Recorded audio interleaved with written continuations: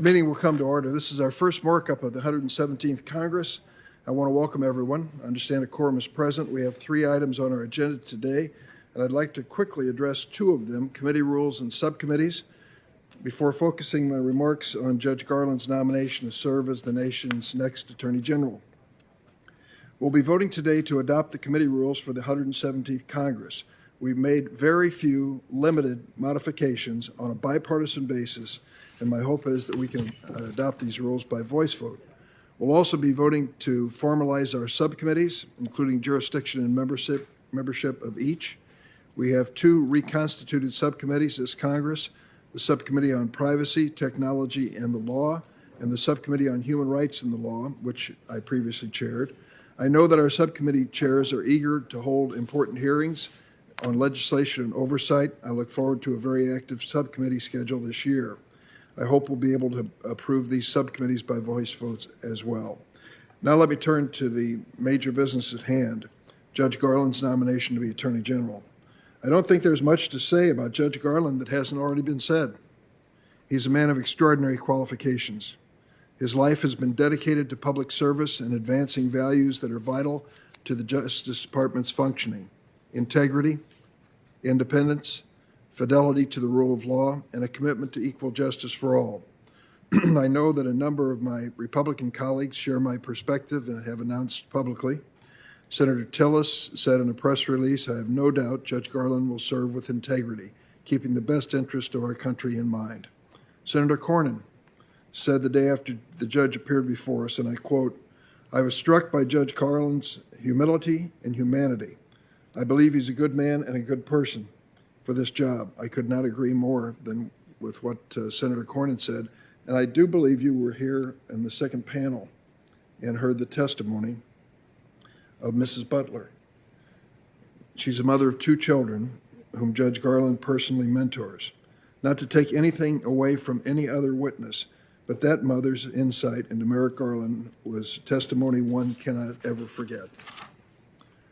Our colleague Cory Booker asked a final personal question during his first round, which allowed Judge Garland to speak from his heart about life in public service and what this country means to him and why he would give up a lifetime appointment to the second highest court in the land to endure this political process and become Attorney General.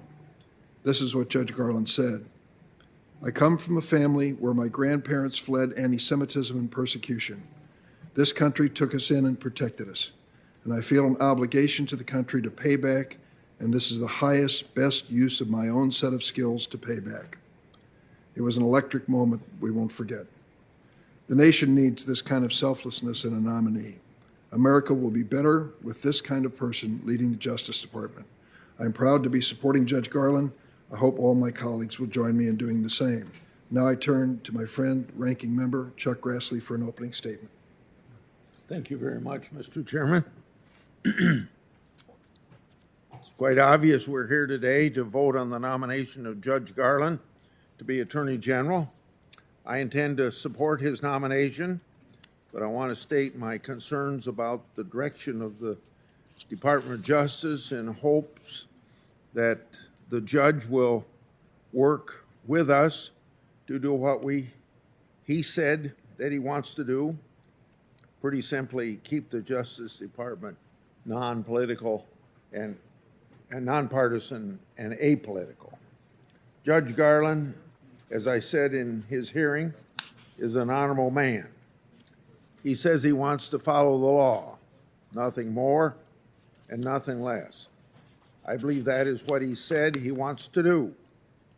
His career of faithful public service, I think, means I owe him a chance to just do exactly what he said. But he has his work cut out for him. During the campaign, President Biden said that his administration would be the most progressive in history. I'm afraid that might be right. It'll be up to Judge Garland to stand up to efforts to turn the Justice Department into an arm of the progressive wing of the Democratic Party, as happened under President Obama. So I will back this up with some statistics and things coming before the judge as Attorney General. First, the Durham investigation. We covered the investigation a lot at Judge Garland's hearing and in written questions. While Judge Garland has consistently said that he has no preconceived notions on Durham, he has, unfortunately, refused to give the same commitment on Durham that Barr gave on the Mueller investigations. In written questions as well, he has refused to explain what standard exactly he would apply to evaluate Durham and failed to give the kinds of easy commitment that Barr gave to this committee. What he has told us, though, is that in spite of these failures to commit, he expects that he will allow Durham to proceed. I take Judge Garland at his word that he will, in fact, allow Durham to proceed. I will also put him on notice this way. Because of his repeated failures to commit to protect Durham, any actions taken to end, cover up, or otherwise undermine the Durham investigation should be interpreted as premeditated and political. If Durham is sidelined, that will be the only explanation for Judge Garland's consistent refusal to answer like Barr did on Mueller. As I said, I believe Judge Garland is an honorable man, so I expect that that will not happen, but his credibility is on the line. Second, on religious liberty, Judge Garland spoke movingly of his family seeking refuge in the United States while fleeing anti-Semitism. Like Judge Starr told our committee at the hearing, I trust that he understands the importance of religious liberty. By voting for Judge Garland, I'm expressing confidence in his willingness to take those rights seriously. I asked him many written questions about religious liberty and was satisfied that a Justice Department run by Attorney General Garland will protect religious liberty as the broad first freedom envisioned by our founders and not marginalize it as a backwards lifestyle preference as envisioned by a lot of progressive radicals. On the subject of the right to bear arms, I'll be frank. Judge Garland's answers on the right to bear arms have not been encouraging. During his hearing, he said he'd faithfully enact President Biden's gun-grabbing agenda. I hope he will stand up for the independence of the Justice Department and follow the law when President Biden instructs him to violate the Second Amendment. If he doesn't, I expect the courts will have something to say about that issue. On the subject of litigation positions, if Judge Garland really wants to show us that he's the next Ed Levy and not the next Eric Holder, he should pay close attention to positions the Justice Department takes on litigation. Just because the Trump Justice Department took a position doesn't mean that that position was wrong.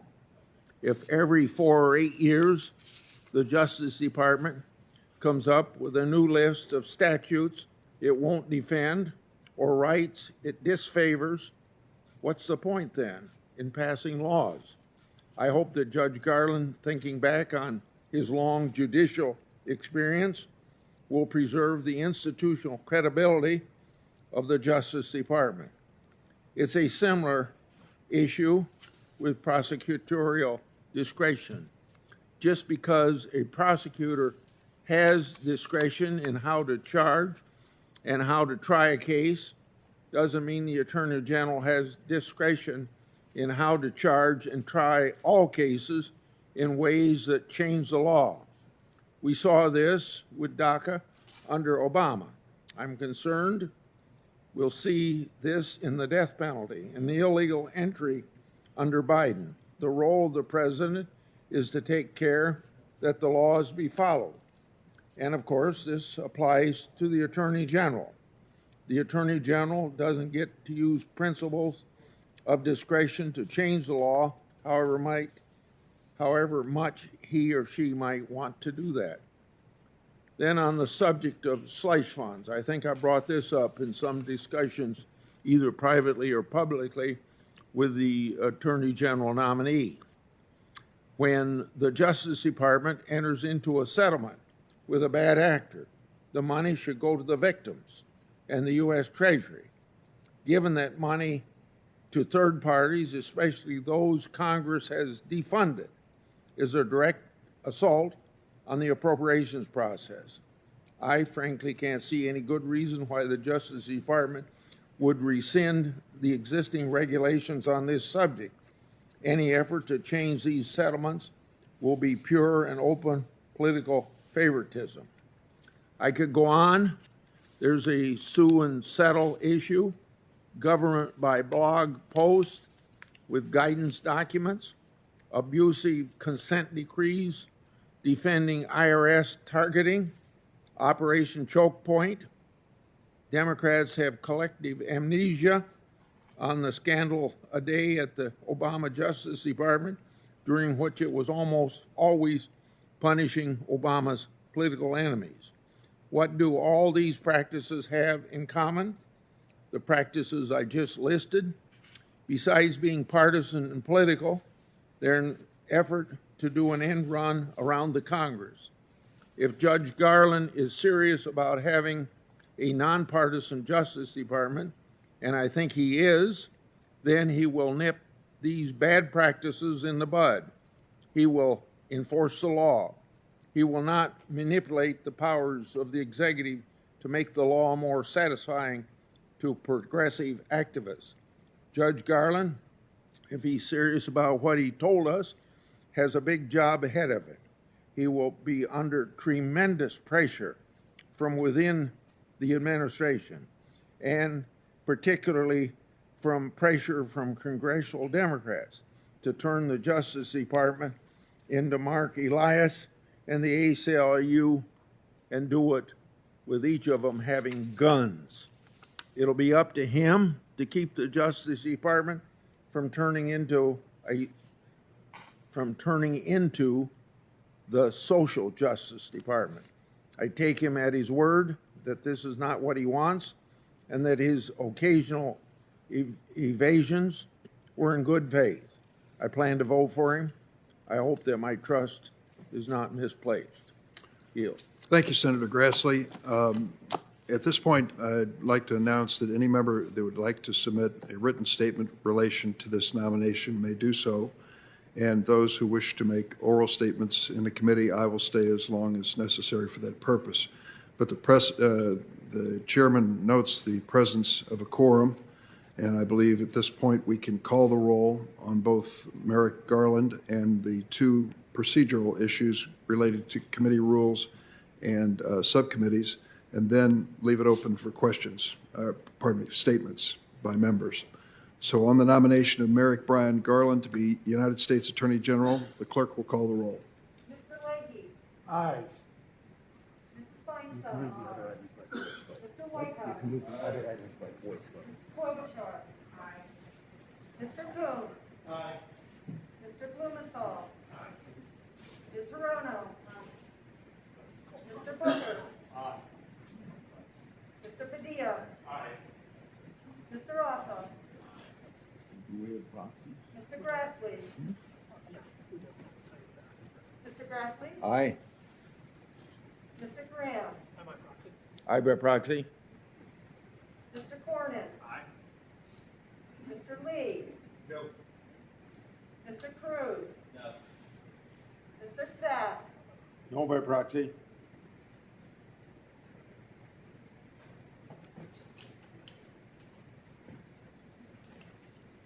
Mr. Hawley. No.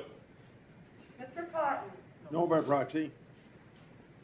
Mr. Kennedy. No by proxy.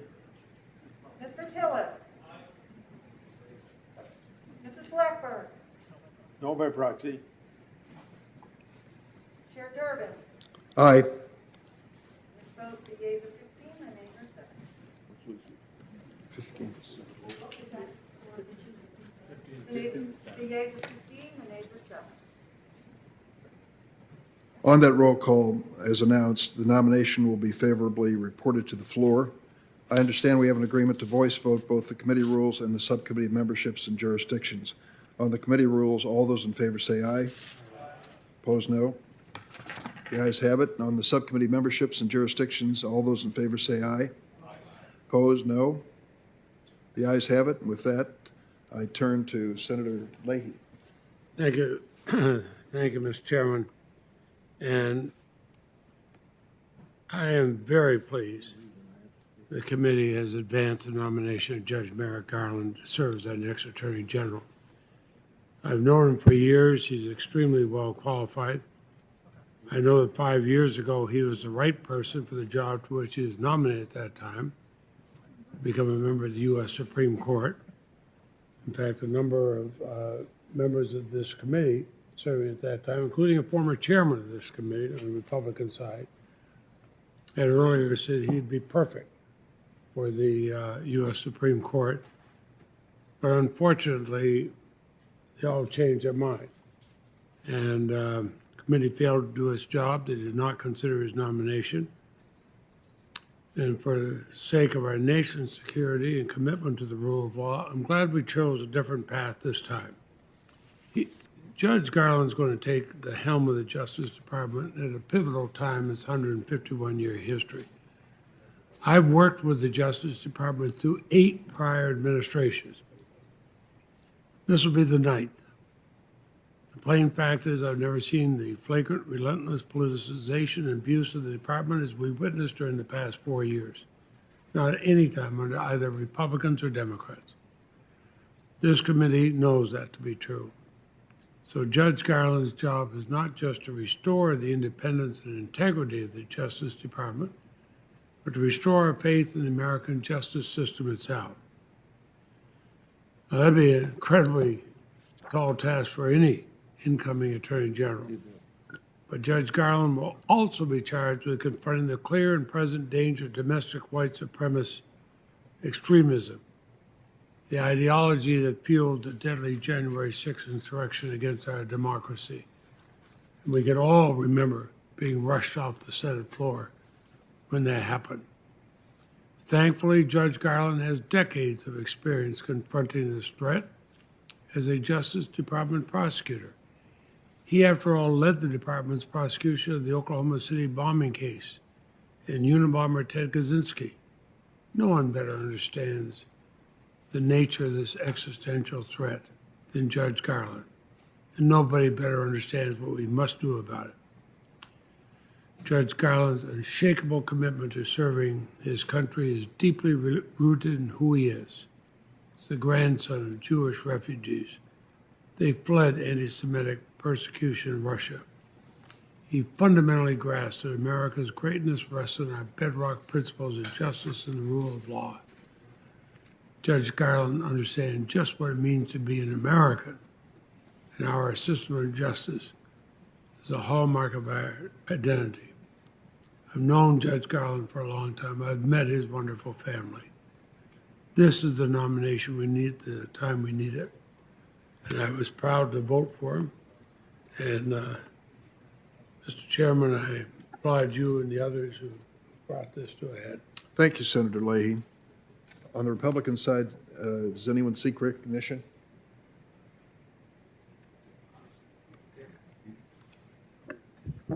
Mr. Chairman. I'm going to go in order Sure. if Senator Cornyn seeks recognition. Thank you, Mr. Chairman. I'll be brief. I agree that Judge Garland has the temperament and the qualifications for the job of Attorney General. As I said, I was impressed by his humility and his humanity, and I intend to support his nomination, but I must express some concerns because I hope we're not headed toward another Obama Holder Justice Department take two. Judge Garland seemed to say, and I agree, that the DOJ should stand apart from partisan politics and political influence, and that the Attorney General needs to have the strength and courage to stand up to political pressure. One of the things that was of particular concern to me was that Judge Garland would not commit to continuing the Durham probe. I remember the controversy over the Mueller appointment as special counsel and how much people insisted that he be allowed to do his job, and I agreed with that. I cannot imagine a world in which a different standard would apply to Mr. Durham, and that's what I will expect. As we've seen over various oversight hearings involving Operation Crossfire Hurricane, the Department of Justice and the FBI played fast and loose with their investigative charge. The Horowitz report in particular revealed gross abuses of power, including the electronic eavesdropping of an American citizen and the use of defensive briefings to advance an investigation. And I must note, while defensive briefings are routine, as Attorney General Lynch said, I would note that there is no evidence that the Trump team was provided any defensive briefing that would have warned him about the efforts by the Russians to infiltrate his campaign. I'll also note that Judge Garland didn't really answer anything in his QFR responses that would give us any confidence that he will ensure that the Justice Department does not return to the Holder days. I find it particularly troubling that during the hearing and in response to his questions, he advocated for both Vanita Gupta and Kristen Clark, both of whom he barely knows. One need not look very far back into their respective records to find evidence that they are all about politics in the Justice Department. Calls to defund the police as recently as June of last year. Calls to eliminate qualified immunity for law enforcement. All of these should be non-starters for anyone assuming a position in law enforcement. I hope I'm wrong, but I'm not sure. I hope that the Department of Justice under Judge Garland will use the words of Justice Jackson as his lodestar when deciding what policies to implement. Justice Jackson said the qualities of a good prosecutor are as elusive and as impossible to define as those which mark a gentleman, and those who need to be told would not understand it anyway.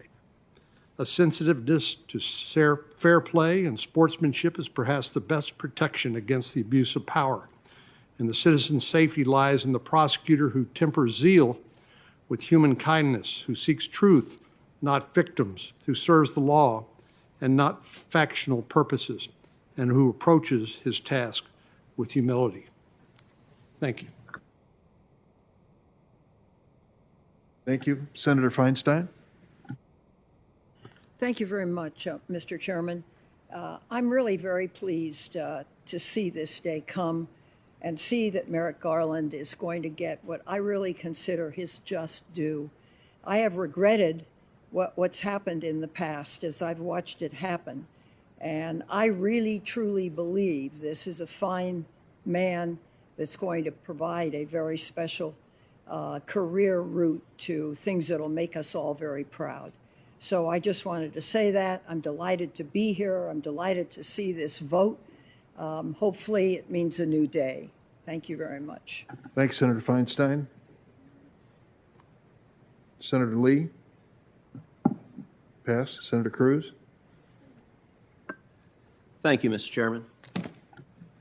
When President Biden nominated Merrick Garland, I was originally gratified.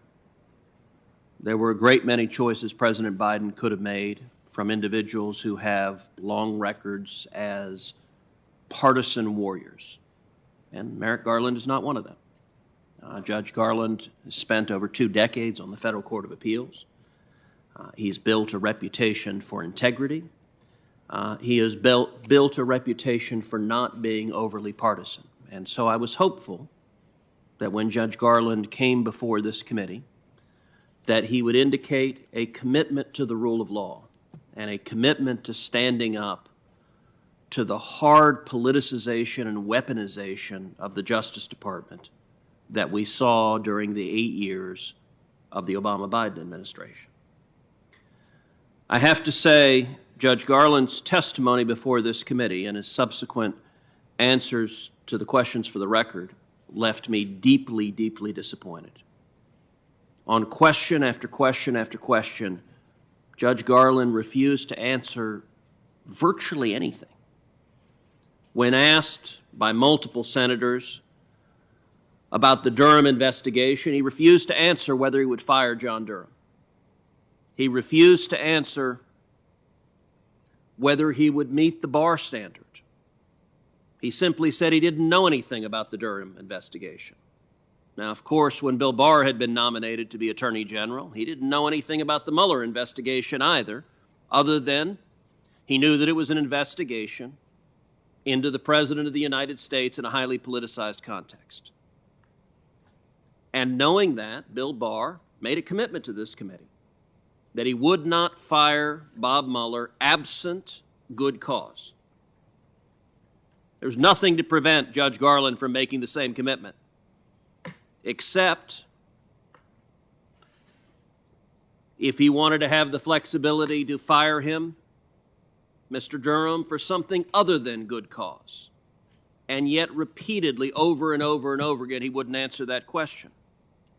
He also refused to answer the question whether the Department of Justice will continue prosecuting people who cross the border illegally. Never mind that the Constitution obliges the President and all of the executive branch to take care that the laws be faithfully executed. Judge Garland wouldn't tell this committee that he would faithfully execute the laws. He refused to answer whether the repeated violent assaults on the federal courthouse in Portland, including multiple violent attacks on federal law enforcement officers, constituted terrorism. Indeed, to the extent he proffered an answer, he suggested that it did not because those attacks occurred at night, something that I am confident is a novel definition of terrorism, since I am not aware of any legal definition, in statute or otherwise, that defines terrorism as activity that only occurs when the sun is in the sky rather than at nighttime. He refused to answer to this committee whether or not the Department of Justice would urge that the Heller decision be overturned. The Heller decision, of course, is the landmark decision upholding the Second Amendment right to keep and bear arms. He refused to answer that question. He refused to answer whether he would reinstate Operation Choke Point, which abused federal regulatory authority to target politically disfavored individuals and companies. Subsequent to his hearing, I and many other senators submitted a series of questions for the record for Judge Garland. I didn't think it was possible for answers to be less forthcoming in writing than they were in person, and yet the answers to the QFRs are indeed less forthcoming. In response to a whole series of questions about the Durham investigation, his response was, as I testified at the hearing, I do not know anything about the Durham investigation except what I've read in the press. His response, when asked about the meeting on January 5th, 2017 in the Oval Office, where President Obama and Vice President Biden directed the Department of Justice and the FBI to target the incoming Trump administration and to target the incoming National Security Advisor Michael Flynn, a meeting that is discussed at length in the Horowitz report and the executive summary, which Judge Garland said he has read. His response was, I do not know the facts of the situation you described. As I stated at the hearing, as a nominee, I should not comment about Justice Department officials' prior decisions or hypothetical situations. Mr. Chairman, I want you to pause to think about the two things he says he won't comment about. Anything a prior Department of Justice has done, he won't comment on that, and he won't comment on hypothetical situations. I'm not sure what remains if you won't comment about actual situations or hypothetical situations. What remains is essentially a null set. He refused to tell this committee whether he would reinstate the politicized decision-making of the Eric Holder and Loretta Lynch Departments of Justice, and he refused to entertain any hypotheticals whatsoever. When asked about Operation Choke Point, he said he wasn't familiar with it. Questions for the record asked, now that he's had an opportunity to familiarize himself with it, what are his views? His answers were, since the confirmation hearing, I have not studied these issues any further and have no additional comments. On the question of the Second Amendment and whether the Department of Justice would seek to overturn the Heller decision and effectively erase the Second Amendment from the Bill of Rights,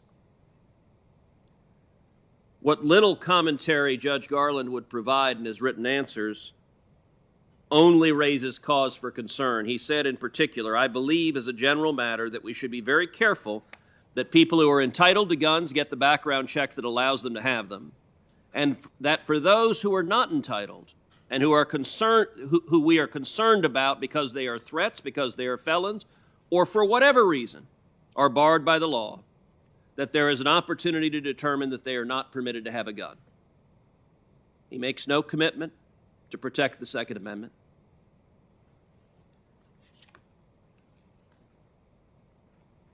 On the question of whether the Department of Justice would enforce immigration laws and in particular continue to prosecute those across the border illegally, here's Judge Garland's answer. As I said to Senator Hawley, I just haven't thought about that question. The President has made clear that we're a country of borders and with concern about national security. I don't know of a proposal to decriminalize, but still make it unlawful to enter. Since the hearing, I've not had time to think further about the question. So since the hearing, Judge Garland has not had time to think further about enforcing our immigration laws. This pattern is reminiscent of Sergeant Schultz out of Hogan's Heroes. What Judge Garland has told this committee is, I see nothing, I hear nothing, I know nothing. At times, when convenient, his answers to the QFRs resort to the judicial canons of ethics to say, as a sitting judge, he is prohibited from commenting on any particular issue, but I would note at the hearing, he was quite willing to comment about prosecutorial priorities when asked by Democratic senators to make commitments in that regard. Not only did he refuse to answer questions at the hearing, not only did he refuse to answer questions for the record, but Judge Garland is also one of the few Biden cabinet nominees refusing to take in-person meetings with senators, categorically refusing to take them. Multiple other Biden nominees are taking them. And so I would note to my colleagues on this committee, both sides of the aisle expressed considerable frustration with the Department of Justice that resist efforts of the Senate to engage in oversight. Judge Garland's conduct before this committee and his confirmation gives no reason for comfort in that regard. If he's not willing to answer questions now, before he's confirmed, the likelihood of his being willing to answer questions after he was confirmed is only smaller. On the response to the questions for the record, it is difficult for a lawyer to draft answers to this committee that are more of a jump in the lake to the Judiciary Committee than these answers are. They reflect a view that's saying, I don't know, on any policy issue, is acceptable to be confirmed as Attorney General. I very much hope that my initial assessment of Judge Garland proves right. From the vote on this committee, it appears likely that his nomination will move forward and that he will be confirmed. But for the Republican colleagues who have expressed concerns about another Holder or another Lynch Department of Justice, I would note that both Eric Holder and Loretta Lynch were much more forthcoming before this committee than Judge Garland. He has not even met the standard, the Holder or Lynch standard. And for this committee, the precedent this committee is setting is that a nominee for Attorney General can sit before this committee and essentially refuse to answer all questions. Say, I don't know, I can't tell you, I don't know. And whichever party is in the majority will vote to confirm that nominee nonetheless. That's a precedent I predict will come back to haunt this committee. And I hope that the votes to confirm him will not prove a mistake. Thank you, Senator. For the record, Republican members of the committee submitted nearly 850 questions to Merrick Garland after our hearing and the oral questions which were submitted at that time. The senator from Texas, a junior senator, in 38 pages of questions, asked 127 questions, which was his right to do. Merrick Garland responded, if not to your satisfaction, did respond to all the questions. In terms of his meeting with you, it was my understanding that he offered a Zoom meeting in light of the pandemic situation, but you said that you'd feel more comfortable with a person-to-person meeting, and I don't know if that ever occurred. But I would say that he did make an offer to meet with you through Zoom, which unfortunately has become a pretty common part of our lives in public service in light of the pandemic. Senator Whitehouse? For what it's worth, Chairman, the Zoom was good enough for our meeting between myself and the Attorney General nominee. I just want to respond to a thread that is developing in these comments and that I suspect will continue to be developed. There's considerable reporting now about Republicans trying to reinvent January 6th, that it wasn't so bad, actually. It was really Antifa that did it. It wasn't really Trump supporters. It wasn't an insurrection. It wasn't an effort to block the vote count. And I think we're going to see more and more of that. And it's basically a simple insistence that repetition can defeat truth. Sort of gaslighting at industrial scale. And I happen to actually like and admire Eric Holder quite a lot. The context of Eric's time at the Department of Justice was that under the previous administration, things had gotten so out of hand that the Attorney General had to resign.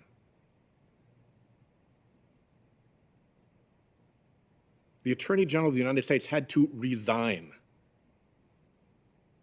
There were torture memos that were so bad they were withdrawn by that Justice Department. There were warrantless wiretapping memos that were so bad that the department leadership said it would quit if it wasn't fixed. This is all within a Republican administration. There was the U.S. Attorney political firing scandal and then a political shutdown of that investigation by Attorney General Mukasey. The White House contacts rule was abandoned so that willy-nilly people in the White House in political roles like Karl Rove could chat about matters with the Department of Justice.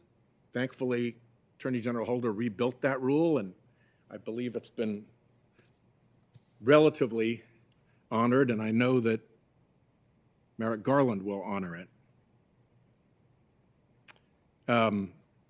Eric was the first ever African-American Attorney General for the first ever African-American president. And there was an enormous diet of what I would consider to be whipped up faux scandals that mostly got traction in right-wing media, not in any kind of serious disciplinary or other review. He had to undertake a massive cleanup to put the department back in order after the Bush-Gonzalez years. And in my view, I actually think that they dodged some tough calls that I would have liked to have seen. I would have liked to have seen them look at why false statements made by 501c4s shouldn't be investigated, at least apparently false statements. I'd like to see them explain why the tobacco case, which the department won, isn't a model for a civil investigation by the Department of Justice into the fossil fuel climate denial fraud.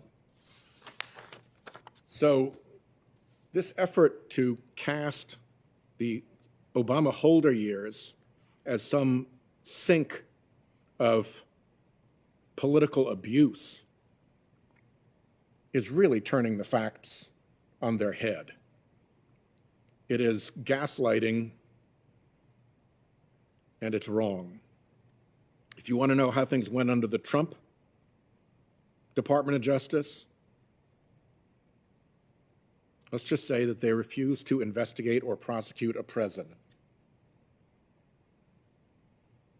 Just refused to, because of an OLC opinion that has never been vetted by an Article III court. Read the brief filed by retired United States District Judge Gleason on behalf of sitting United States District Judge Sullivan. And you will find out basically all you need to know about the political mischief of the Trump Department of Justice. So let's not reverse history here. Let's tell the truth. Senator Lee.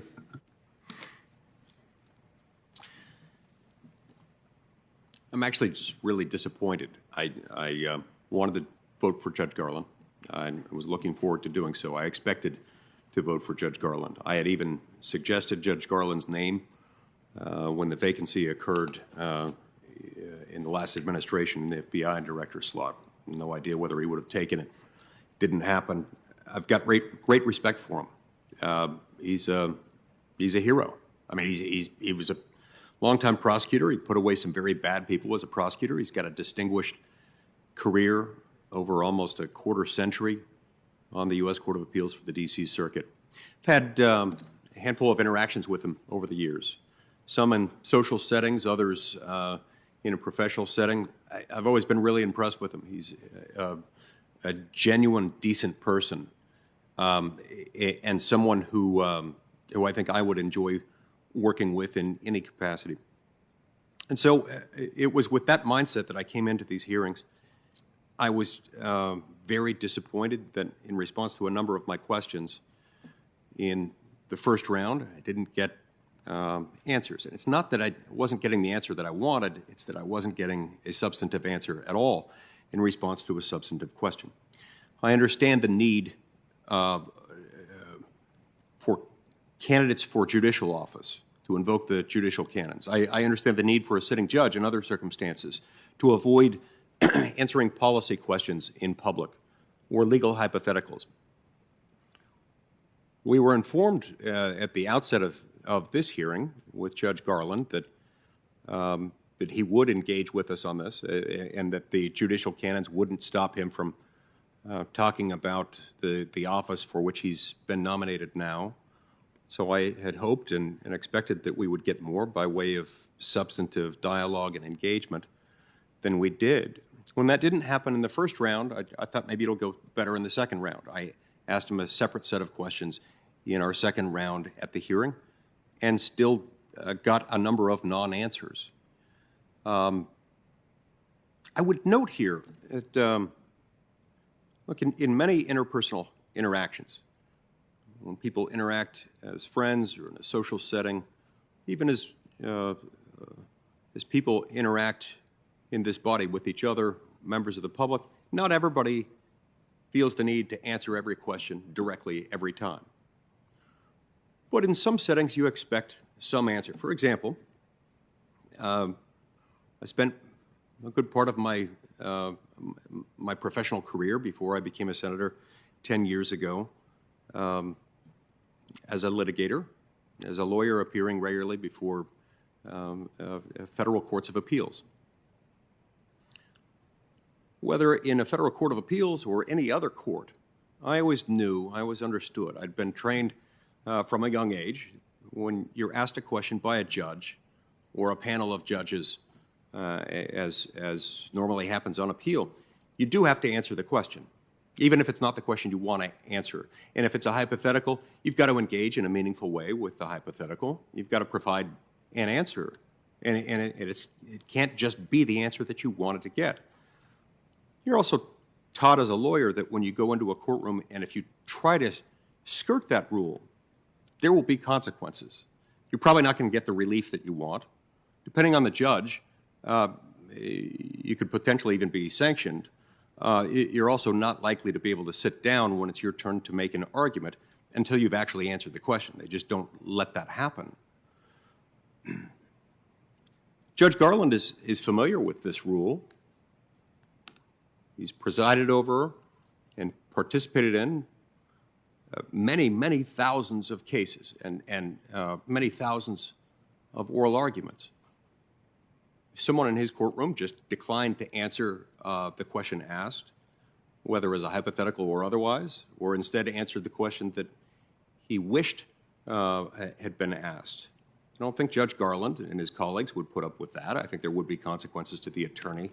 They wouldn't be pleasant. More importantly, they wouldn't even be able to sit down until they had answered the question.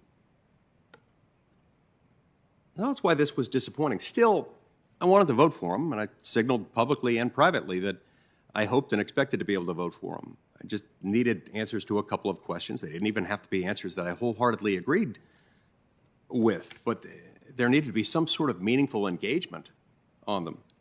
So I gave him additional chances, genuinely hoping that I'd get answers in the questions for the record. Now, I asked more than usual, in part because of this feature. I wanted to give him a chance.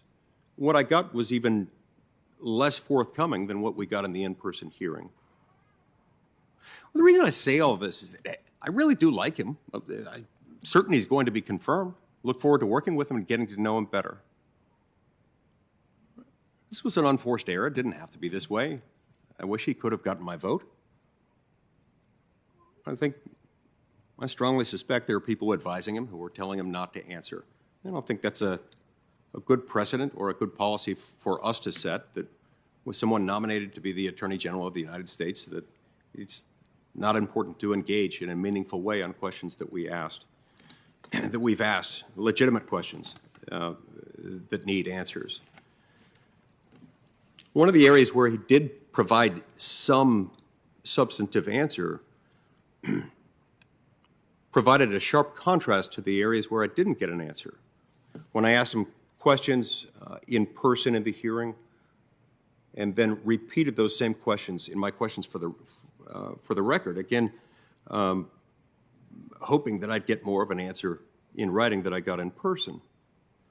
I had several questions about statements and or policy positions taken by a couple of high-level Department of Justice nominees from President Biden that I found troubling. Wasn't looking for any particular answer, although I had hoped that it might be something along the lines of, if that's what so-and-so said, I don't agree with that statement. Didn't get that. And in some instances, what I got in response to it was along the lines of, I know so-and-so, her views are perfectly aligned with my views. And that was the only answer I got. Had the statements and positions in question not been particularly troubling especially considering the context of the nomination and the position, the two positions in question, I might have considered that less of a material issue. Doesn't have to be this way, and I hope that other nominees from this administration, particularly high-level nominees to serve in the Department of Justice, will take our questions seriously. Unlike a court, we in this committee aren't inclined to sanction people. I don't even think we're equipped to do that. It would be a bad idea if we equipped ourselves with the ability to do that. We're not a court. We don't hold people in contempt for coming here and not answering in the same way that a court might. Doesn't mean it's meaningless. It doesn't mean they don't have to provide any answer or expend any effort to try to address the substance of what's behind the question. I think we owe our committee that, and I think our constituents expect more. Thank you. Thank you, Senator. Senator Klobuchar. Thank you very much, Mr. Chairman. I just wanted to first address Senator Lee, my friend's remarks, and I just had a different impression. As the chairman has pointed out, the nominee answered many hundreds of questions, and he answered many, many questions here, and I just didn't see that. And as I sat here listening, I kept thinking about some of President Trump's nominees and how they didn't answer questions, and I didn't see my colleagues using that as a defining reason for not supporting them. But I will leave that aside, and I have a respect for Senator Lee, and I hope that I appreciated that he saw some good in the nominee, and I'm hoping that he will work with him, especially in the area of antitrust, as we move forward. Secondly, I wanted to address some of the comments that Senator Cruz has, and I just want to make clear, I thought it was very important that the future Attorney General, address the issues raised by my Republican colleagues about the nominees that will be before us, Vanita Gupta and Lisa Monaco and Ms. Clark. And he said he couldn't do this without them, that they are his team. And of course, you're not going to agree with everything they've ever said, and he maybe doesn't agree with everything they've ever said. But the point is, he wants a good team in place. And in his words, he said this. He said, he has the humility to recognize that no one person can have all of the skills necessary to run the Justice Department. And so in his words, they have experiences that he does not have to help him lead the Justice Department. And I think we will learn more about those experiences that they've had and the work that they have done and the support they actually have garnered from people from both sides of the aisle, including police groups, as we move forward. Third, I think it's really important to recognize here, based on what the country has been through, the broad support that Merrick Garland brings to this job. More than 150 former Justice Department officials of both parties, including 2 former Republican attorneys generals, Michael Mukasey and Alberto Gonzales, who both served as attorney generals in the George W. Bush administration, have given Merrick Garland their support. And over 60 former federal judges appointed by presidents of both parties have urged the Senate to confirm him. The nation's largest law enforcement organizations, including the Fraternal Order of Police, the Major Chiefs Association, the National Organization of Black Law Enforcement Executives, have expressed their support for Judge Garland's nomination. The International Association of Chiefs of Police stated that Judge Garland's years of experience, his expertise, and unwavering dedication to the rule of law are evidence of his outstanding qualifications. And 58 civil and human rights organizations, including the Leadership Conference on Civil and Human Rights and NAACP, commended Judge Garland's demonstrated commitment to equality, fairness, and access to justice.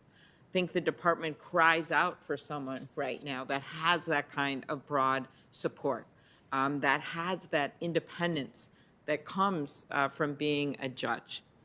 And for me personally, as I listened to my colleague talk about the questions that he felt needed to be answered, I got a lot of answers from who respects the judge, who has supported the judge, the fact that the ranking member, Senator Grassley, on this committee, who's not an easy get, is supporting this nominee. The fact that Senator Cornyn is supporting this nominee, the fact that Senator Tillis is supporting this nominee, I think that should mean something to my colleagues on the Republican side.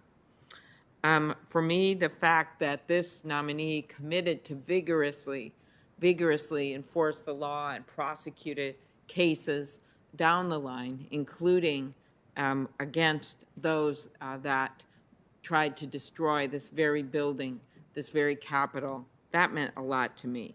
The fact that he also showed compassion and the fact that he believes that as a prosecutor, you are in fact a minister of justice, and his support for conviction integrity unions, his support for drug courts, something that we have shared in work on with people on the other side of the aisle. In fact, Senator Lee and I and Senator Durbin and many others, Senator Booker, worked on changes to our sentencing because of that belief that, in fact, prosecutors should be ministers of justice. I asked the nominee about the many challenges facing our country, including criminal justice reform, with George Floyd's murder in Minnesota and many other cases across the country. He was committed and agreed that racial justice must be a centerpiece of the department's work. We discussed at length the need to pass and reauthorize the Violence Against Women Act, which includes two very important bills. One, a bill I have with Senator Cornyn, the Abby Hunald Act, about law enforcement response to sexual assault cases, and also my bill to protect victims of domestic violence and stalking from gun violence that's included in that bill. I'm confident he will prioritize the Violence Against Women Act, something very important to the President of the United States based on all of the work he has done. As chair of the Subcommittee on Competition Policy, Antitrust, and Consumer Rights, I was pleased to hear Judge Garland say that his first love in law school was antitrust. Not many people can say that, but he has a clear understanding of this really complex area of law, not only from his work in law school and his work teaching, but also the cases that he has handled as a judge.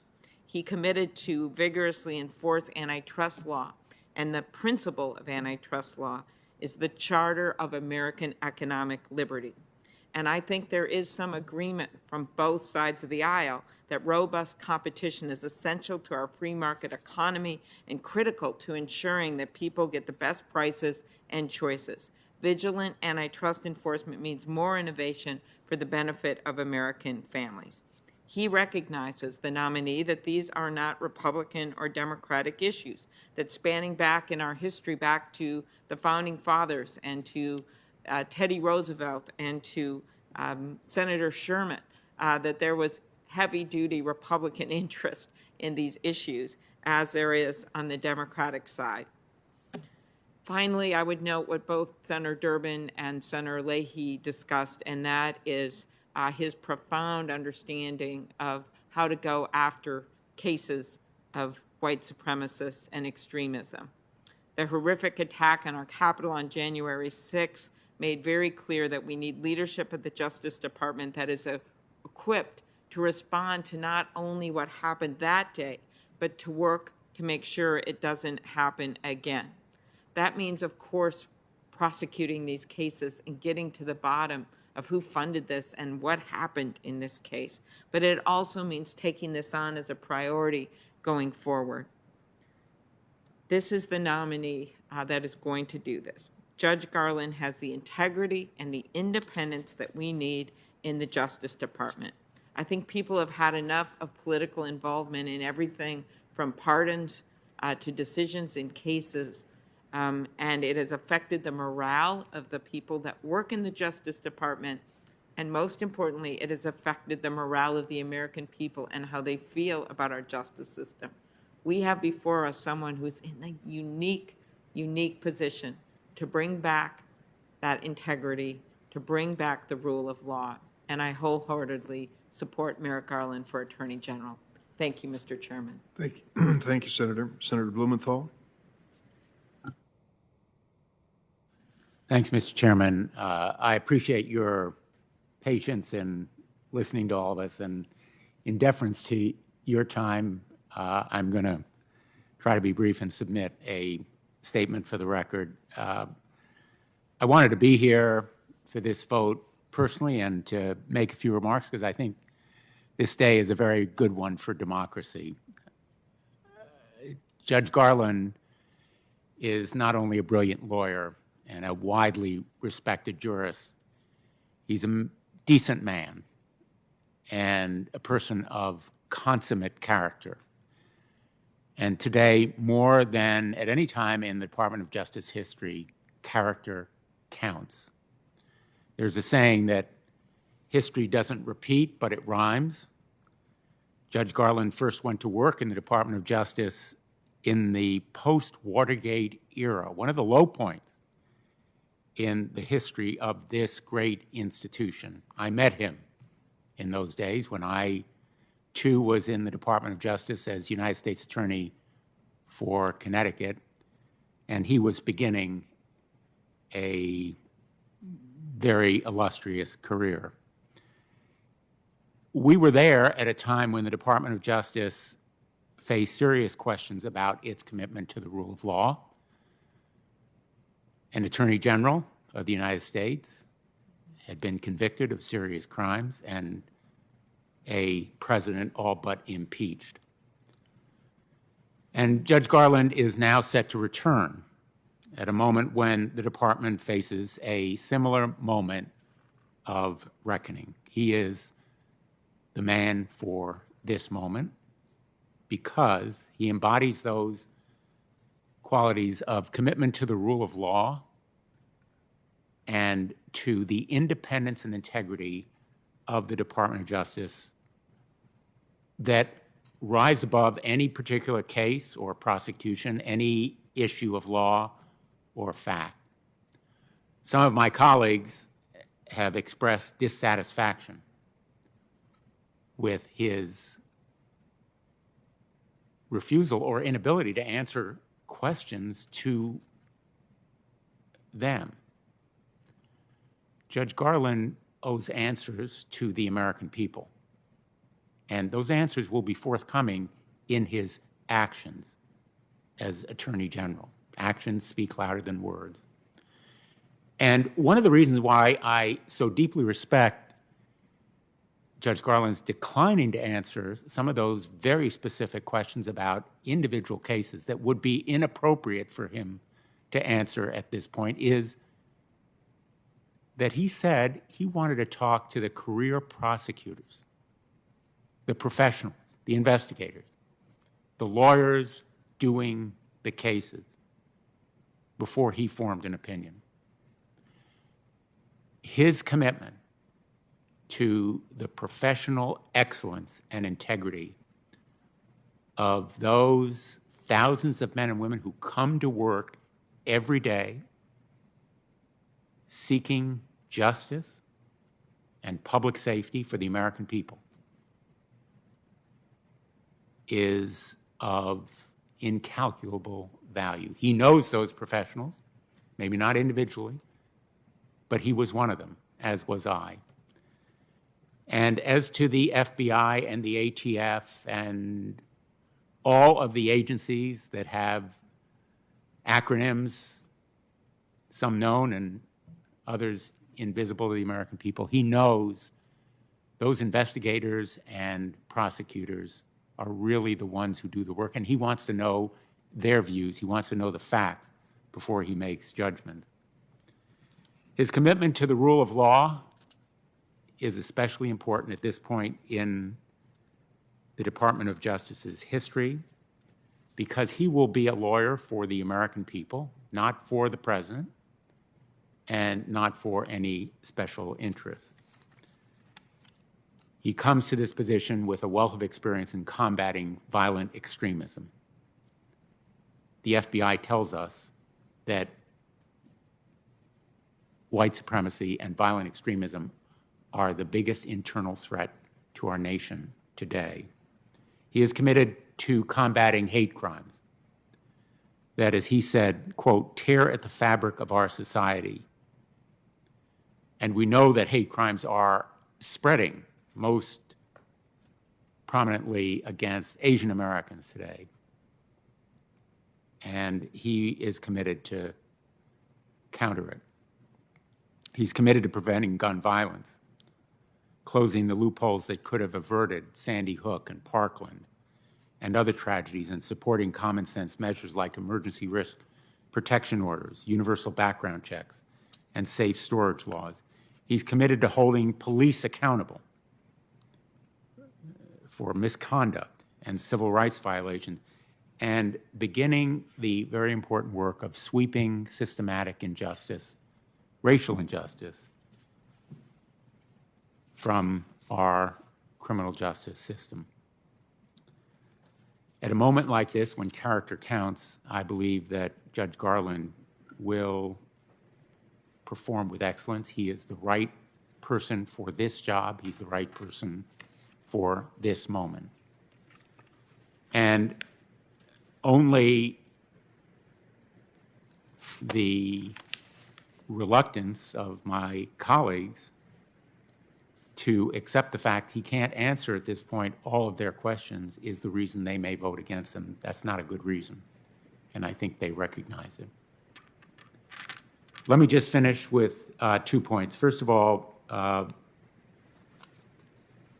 am hoping that others who are part of the Department of Justice team, nominees who are awaiting a hearing and confirmation from this committee, will be met with fairness and a fidelity to the truth that has been lacking in some of the criticism of them. I want to submit for the record an editorial that appeared in the February 28th Washington Post regarding the nominations of Vanita Gupta and Kristen Clark. That editorial finishes with this observation, quote, "In another era, we might have opted not to dignify these attacks with a rebuttal. But in a time when elected officials have been known to embrace lies and conspiracy theories, it is worth stating sooner rather than later. Both these nominees have serious, distinguished track records as champions of civil rights. For their opponents, that is the real rub." End quote. We live in a time when conspiracy theorists are trying to blame Antifa for the insurrection that attacked the Capitol and tried to stop the vote counting, incited by Donald Trump. Those conspiracy theories, the falsehoods about Antifa, have been thoroughly debunked and denied by the FBI. And adherence to the truth is important when we're dealing with the rule of law and the Department of Justice, especially its top leadership. And I hope that my colleagues will demonstrate that sense of fairness and fidelity to truth, not the falsehoods of conspiracy theorists as we go forward. Thank you, Mr. Chairman. Thank you, Senator Blumenthal. I want to thank all the members of the committee, and at this time, the Judiciary Committee will stand adjourned.